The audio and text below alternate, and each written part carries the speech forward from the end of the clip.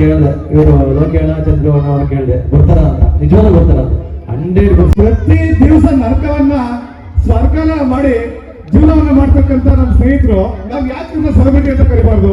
ಅವ್ರಿಗೆ ಬೇಕಾಗಿದ್ದೇನೋ ಅಲ್ಲಿರ್ತಕ್ಕಂಥ 125 ಜನ ಹಿರಿಯರಿದ್ದಾರೆ, ಅವ್ರನ್ನ ಚೆನ್ನಾಗಿ ನೋಡ್ಕೋಬೇಕಂತ ಬಂಧುಗಳು ಬೇಕಾಗ್ತದೆ ಅಷ್ಟೇ. ಒಂದ್ಸರಿ ಭೇಟಿ ಕೊಡಿ, ನಿಮ್ಮ ಮನ್ಸಿಗೆ ಅನ್ಸ್ತದೆ ಏನ್ ಮಾಡ್ಬೇಕು ಅಂತ. 1 kg 1 ಮೂಟೆ ಅಕ್ಕಿ ಕೊಟ್ಟರು ಸಹ ನಿಮ್ಮದೊಂದು ದಾನ. ನಿಜ ಜೀವನದ ಹೀರೋ ಸರ್ ನಮ್ಮ ಜನಶ್ರೀ ಯೋಗಿ ಸರ್ ಅವರು ಸಿನಿಮಾ ಪರದೆಗಳ ಮೇಲೆ ಹೆಲ್ಪ್ ಮಾಡೋ ತೋರಿಸ್ತಾರೆ, ಬಟ್ ಅಲ್ಲಲ್ಲ ನೋಡಿ ನಿಜ ಜೀವನದಲ್ಲಿ ಹೆಲ್ಪ್ ಮಾಡ್ತಿದಾರಲ್ಲ ನೋಡಿ. ಅಲ್ಲೊಂದು ವಿಡಿ ಬಂತು ಏನಂತ, ಅವರು ಎಷ್ಟೋ ಜನ ಕಾಲು ಉಡ ಬಂದ ಪರಿಸ್ಥಿತಿಯಲ್ಲಿ ಇದ್ದಾಗ ಕೂಡ ಅದನ್ನೆಲ್ಲ ನೋಡಿ ಇವರೇ ಹೋಗಿ ಹಾಸ್ಪಿಟಲ್ ಅಡ್ಮಿಟ್ ಆಗಿದ್ದಾರೆ. ಅದನ್ನ ನಾವು ಕಣ್ಣಾರ ನೋಡ್ಲಿಕ್ಕಾಗಲ್ಲ. ಅದನ್ನ ಡೈರೆಕ್ಟ್ ಆಗಿ ಅದು ಹೆಂಗ್ ನೋಡಿದ್ರಿ ಮಹಾನ್ ಭಾವ ನನಗಂತೂ ಗೊತ್ತಿಲ್ಲ ಸರ್. ಇವ್ರ ಬಗ್ಗೆ ನಾನು ಹೇಳ್ಬೇಕು, ಇದು ಒಂದೇ ವರ್ಷ ಅಲ್ಲ, ಸತತವಾಗಿ ಕಾರ್ಯಕ್ರಮ 4 ವರ್ಷದಿಂದ ನಡೀತಾ ಇದೆ ಅದ್ದೂರಿಯಾಗಿ. 4 ವರ್ಷ ಕೂಡ ಈ ಒಂದು ವೇದಿಕೆಯಲ್ಲಿ ಜೊತೆ ಆಗಿದ್ದಾರೆ. ಜೋರಾದ ಚಪ್ಪಾಳೆ ಎಲ್ಲರೂ ಕೂಡ ಜೊತೆಗೆ ಹೋಗ್ಬೇಕು ಅಂತ ಹೇಳ್ಕೊಳ್ತಾ ಇದ್ದೀನಿ, ವೇದಿಕೆ ಮೇಲೆ ಬರ್ಬೇಕು ಅಂತ ಹೇಳ್ಕೊಳ್ತಾ ಇದ್ದೀನಿ. ದಯಮಾಡಿ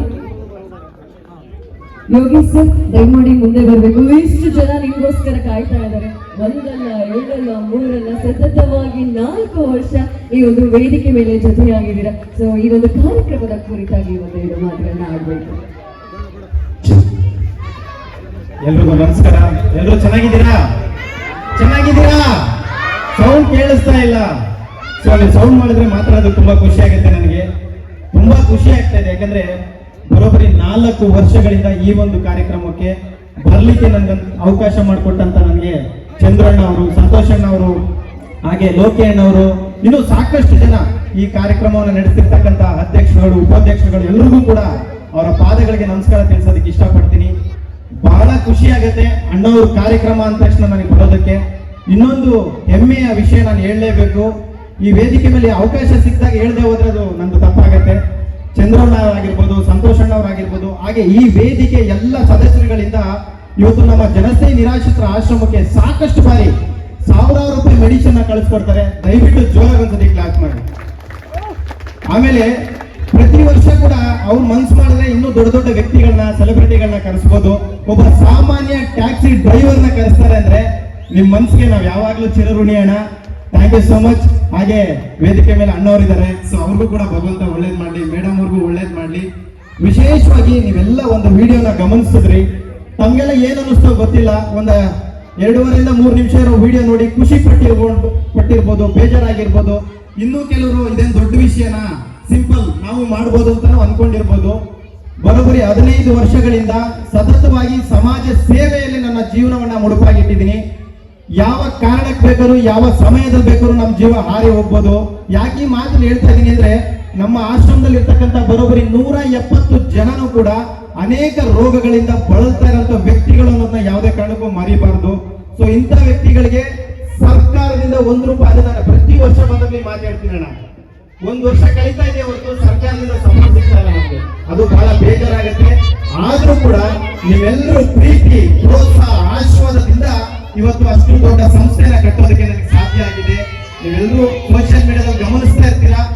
ಹೊಸದಾಗಿ ಇವಾಗ 2 ಎಕರೆ ಜಾಗದಲ್ಲಿ ಬರೋಬ್ಬರಿ 5,000 ಜನ ಮಲಗುವಂತ ವ್ಯವಸ್ಥೆ ಮಾಡಬೇಕು ಅಂತ ಹೇಳಿ ಕೆಲಸವನ್ನ ಶುರು ಕೂಡ ಮಾಡ್ಬಿಟ್ಟಿದ್ದೀವಿ ನಾವು. ಆಲ್ರೆಡಿ 5 ಕೆಲಸ ಕೂಡ ನಡೀತಾ ಇದೆ. ಕೇವಲ ಕರ್ನಾಟಕದಲ್ಲಿರ್ತಕ್ಕಂಥ ಪ್ರತಿಯೊಬ್ಬ ವ್ಯಕ್ತಿ, ಟ್ಯಾಕ್ಸಿ ಡ್ರೈವರ್ಗಳು, ಆಟೋ ಡ್ರೈವರು, ತರಕಾರಿ ಮಾರೋರು, ಸಣ್ಣ ಪುಟ್ಟ ಕೂಲಿ ಕೆಲಸ ಮಾಡೋರು ಕೊಟ್ಟಂತ ಹಣದಿಂದ ಆ ಸಂಸ್ಥೆ ನಡೀತಾ ಇದೆ ಅಂತ ನಾನು ನೇರವಾಗಿ ಹೇಳಕ್ ಇಷ್ಟಪಡ್ತೀನಿ. ದಯವಿಟ್ಟು ಈ ವೇದಿಕೆ ಮೇಲೆ ಇರ್ತಕ್ಕಂಥ ಎಲ್ಲರಿಗೂ ಕೂಡ ಹೃದಯಪೂರ್ವಕವಾಗಿ ಧನ್ಯವಾದಗಳು. ಹಾಗೆ ಅಣ್ಣವ್ರು ಎಲ್ಲರನ್ನೂ ಕರೆಸಬೇಕು. ನನಗೆ ನೀವೆಲ್ಲರೂ ಕೂಡ ಬಂದ್ರೆ ಬಹಳ ಖುಷಿ ಆಗುತ್ತೆ. ಪ್ಲೀಸ್ ಕನ್ನಡ ಕಸ್ತೂರಿ ಗೆಳೆಯರ ಬಳಗದವರು ಎಲ್ಲರೂ ಕೂಡ ವೇದಿಕೆ ಮೇಲೆ ಬರಬೇಕು ಅಂತ ಕೇಳ್ಕೊಳ್ತಾ ಇದ್ದೀನಿ. ಕನ್ನಡ ಕಸ್ತೂರಿ ಗೆಳೆಯರ ಬಳಗದ ವತಿಯಿಂದ ಇವತ್ತು ಈ ಕಾರ್ಯಕ್ರಮಕ್ಕೆ ಬಂದಿದ್ದಕ್ಕೆ ನನ್ನ ನಿಜವಾಗ್ಲೂ ಬಹಳ ಸಂತೋಷ ಆಗ್ತಾ ಇದೆ. ನನಗೆ ಬಹಳ ಹೆಮ್ಮೆ ಅನಿಸ್ತಾ ಇದೆ.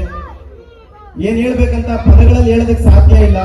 ತುಂಬಾ ಖುಷಿ ಆಗ್ತಾ ಇದೆ. ತುಂಬಾ ಸಪೋರ್ಟ್ ಮಾಡ್ತಿದ್ದಾರೆ. ಎಲ್ರಿಗೂ ಕೂಡ ಅವರ ಪಾದಗಳಿಗೆ ನಾನು ನಮಸ್ಕಾರ ತಿಳಿಸ್ಬೋದು ಇಲ್ಲಿಂದ. ಸೊ ಎಲ್ರಿಗೂ ಒಳ್ಳೇದಾಗ್ಲಿ. Thank you so much. ಈ ಕಾರ್ಯಕ್ರಮಕ್ಕೆ ಕರೆದಿದ್ದಕ್ಕೆ ಅಣ್ಣ.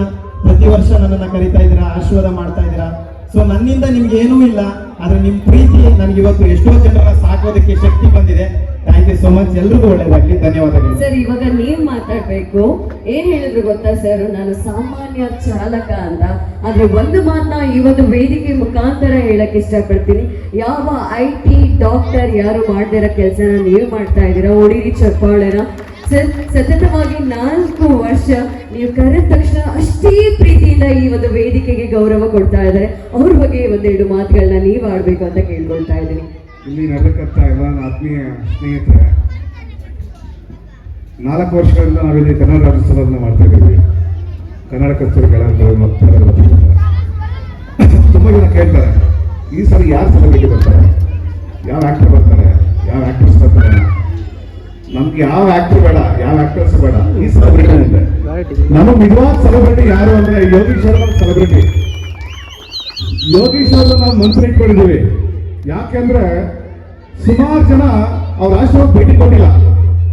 ಆಶ್ರಮಕ್ಕೆ ಭೇಟಿ ಕೊಡುವಂತ ಪ್ರತಿಯೊಬ್ಬ ವ್ಯಕ್ತಿಗೂ ಸಹ ತಿಳ್ಕೊಳ್ಳೋದು ಒಂದೇ, ನಮ್ಮ ನಿಜವಾದ ಸೆಲೆಬ್ರಿಟಿ ಇನ್ನು ಯಾರು ಇಲ್ಲ, ಈ ಮನುಷ್ಯನ್ ಬಿಟ್ರೆ ಅಂತ.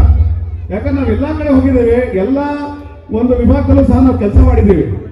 ಒಳ್ಳೆ ಉತ್ತಮ ಹೃದಯವಂತ ವ್ಯಕ್ತಿ ನಮ್ಗೆಲ್ಲೂ ಸಿಗಲ್ಲ ಇವತ್ತಿನ ಕಾಲದಲ್ಲಿ.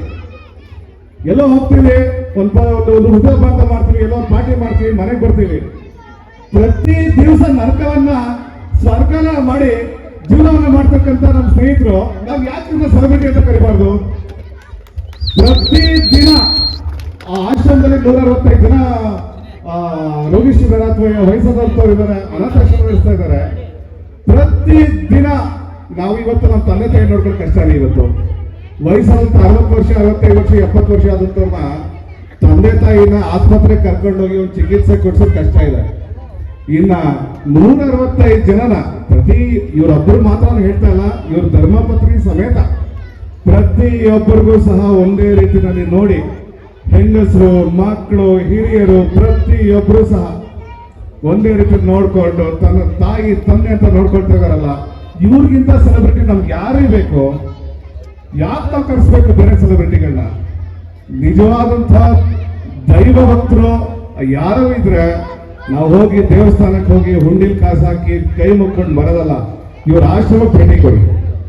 ಒಂದು ಸಾರಿ ಜನಸ್ನೇಹಿ ಯೋಗೀಶ್ ಆಶ್ರಮಕ್ಕೆ ಒಂದ್ಸರಿ ಭೇಟಿ ಕೊಡಿ, ಅಲ್ಲಿ ನೀವು ದೇವ್ರು ಕಾಣ್ತಾರೆ.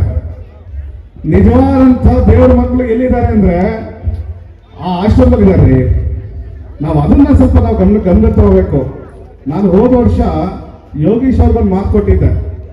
ಹೌದು, ತುಂಬಾ ಒಳ್ಳೆ ಕೆಲಸ ಮಾಡ್ತಾ ಇದ್ದಾರೆ ಯೋಗೀಶ್ ಅವರೇ. ನಮ್ಮ ಕಡೆಯಿಂದ ನಿಮ್ಗೆ ಸಾಧ್ಯವಾದಷ್ಟು ಕೆಲವೊಂದು ಆರೋಗ್ಯಕ್ಕೆ ಸಂಬಂಧಪಟ್ಟಂತ ಔಷಧಿಗಳನ್ನ ನಾನು ಕೊಡ್ತೀನಿ ಅಂತ ಹೇಳಿದ್ದೆ. ಅದು ಈ ವರ್ಷದವರೆಗೂ ಸಹ ಸತತವಾಗಿ ನಡೀತಾ ಇದೆ.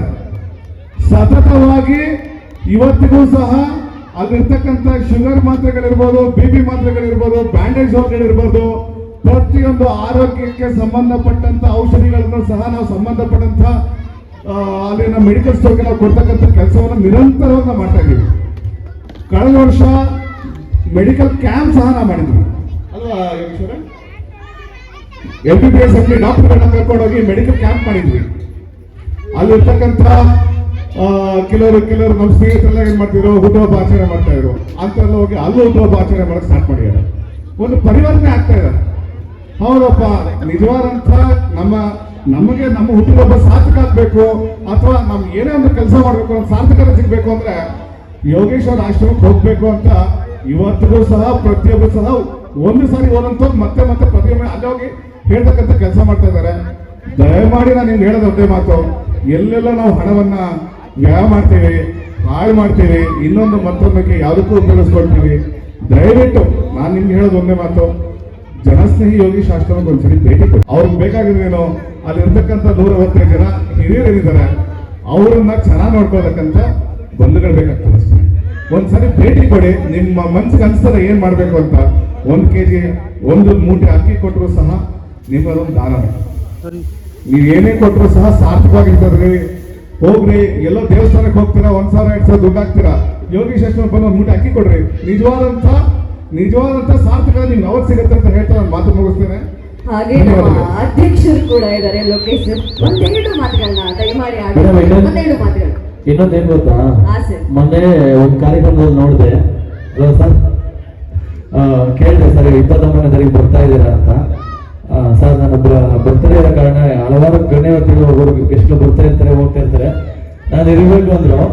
ಆಮೇಲೆ ಚಂದ್ರಣ್ಣ ಕೇಳಿದೆ, ಇವರು ಲೋಕೇಣ ಚಂದ್ರಣ್ಣ ಅವ್ರು ಕೇಳಿದೆ ಬರ್ತಾರ ಅಂತ. ನಿಜವಾಗ್ಲೂ ಬರ್ತಾರ, 100% ಬಂದೇ ಬರ್ತಾರೆ, ನಮ್ಮ ವೇದಿಕೆಗೆ ಬಂದೇ ಬರ್ತಾರೆ ಅಂತ. ಅವರ ಪ್ರೀತಿಗೆ ನಿಜವಾಗ್ಲೂ ತುಂಬಾ ಖುಷಿ ಆಗುತ್ತೆ. ಅವರು ಎಷ್ಟು ನಂಬಿಕೆ ಇಟ್ಕೊಂಡಿದ್ದಾರೋ ಅಷ್ಟೇ ಪ್ರೀತಿಯಿಂದ ಇವರು ಪ್ರತಿ ಸಲ ಸರ್ ನೀವು ಇಲ್ಲಿ ಯಾವಾಗಲೇ ಒಂದು ನಮ್ಮ ಟೀಮನ್ನು ಯಾವಾಗ ಕೇಳಿದ್ರು ಇಲ್ಲ ಬಂದೇ ಬರ್ತಾರೆ. ಇವ್ರು ಸಂತವರು ಅಷ್ಟೇ ಮೊನ್ನೆ ಕೇಳಿದೆ, ಇಲ್ಲ ಬರ್ತಾರೆ ಟ್ರೈ ಮಾಡ್ತೀನಿ ಅಂತ ಹೇಳಿದ್ರು ಅಂದ್ರೆ ಇಲ್ಲ 100% ಬಂದೇ ಬರ್ತಾರೆ, ನಮ್ಮ ವೇದಿಕೆಗೆ ಯಾವಾಗಲೂ ಬಂದೇ ಬರ್ತಾರೆ. ಸಾಯಂಕಾಲನೂ ಕೇಳ್ತೆ ನಿಜವಾಗ್ಲೂ ಬಂದೇ ಬರ್ತಾರೆ ಅಂದ್ರು. ಅಷ್ಟು ಪ್ರೀತಿ ಇಟ್ಕೊಂಡಿದ್ದಾರೆ ನಿಮ್ಮ ಮೇಲೆ.